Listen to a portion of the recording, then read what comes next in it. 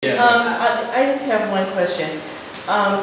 The image of Our Lady of Guadalupe, when you were talking, I'm seeing it as an icon. Is that considered an icon? Because she, if you study the image and you learn everything about the image, in her eyeballs, there are people that she's looking at. You see the image of the people that she is looking at.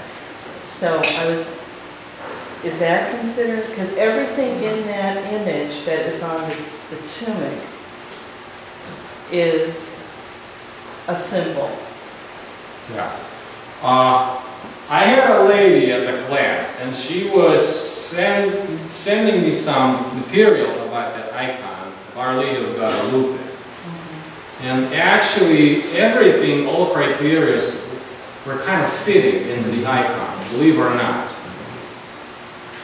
And I did not study that icon well. You know, I should. But according to those criteria, everything was fitting. So I should say, I don't want to be wrong, or I don't want to say something wrong. You know, but I would say it is considered an icon. You know, but then someone may not agree on it.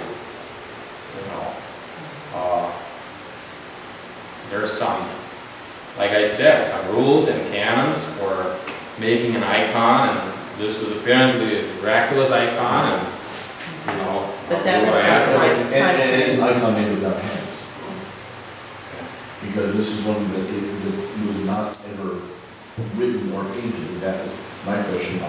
You use both terms. You might want to explain the difference between painting versus writing and why you use both terms for it.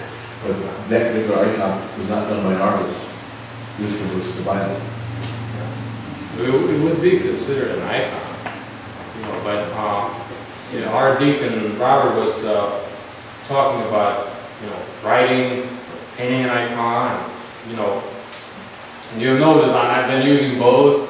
Not that I'm trying to be careful about it, or, you know, and not that I don't care what other people think, but the proper term should be a painting an icon. Believe it or not. It is. We say writing an icon, and, you know, but I have a very good article. If someone wants to argue about it, I can put it online, and I can put it on Facebook if you want, and, you know, but that writing, it actually, you know, writing comes from the Greek word graphein. There was no word for painting. You know, and then I was listening to Father Robert Taft, and he said the proper term, we should say it's a painting of an icon. When we go to Russian language, you can't really say, I mean, you could say, well, ikonopisец, because it's hard to say ikonomalovatel, you know, icon writer in Russian. But, you know, the proper term should be painting an icon. You know, when you have words, you know, kinematography, bibliography, graphics, photography. You never say you're writing a photograph or picture. You know what I mean? Mm-hmm. So that root is there. The word was for painting. You know, and I have a very good article about it. And maybe I'm not explaining that enough here, but I wouldn't make a big deal on writing, painting. As I said, the most important thing is to approach the icon with faith. Forget about writing or painting, right? With faith. You know, I was at one of the conventions, it was the conference, not conventions. It was the conference about the icons, and I asked a question, and those people were very well educated people, and I asked the question, do you see any threat in like reproduction of icons? Because what happened was, when I get commission, right, it takes me a little while to paint an icon. And then there are some people that they're smart enough too, but they're just gluing a pictures on and making a nice picture and making a big box that way, you know. So, and then I'm thinking, you know, that reproduction, you know, is it gonna help us or is it gonna hurt us a little bit? You know, and the person answered, it was one of the fathers. He said, I was in Belgium one time and the person found a little prayer card, a picture. It was a paper print on a ground, in the mud. He picked it up, kissed it, venerated, he got healed. It was just a print. But he believed, he had that faith that he can get healed. And now, should I be fighting about it? Well, this is not a miraculous icon because it's only a print. It's not important. Or it's not bloody important. Important is that we approach icon with faith. That's what is important. So I don't know if I answered the questions or not, but yes, I have a question on the icon from the Blessed Virgin Mary that you have, or that they told us. Why is one of her hands dark and the other one light?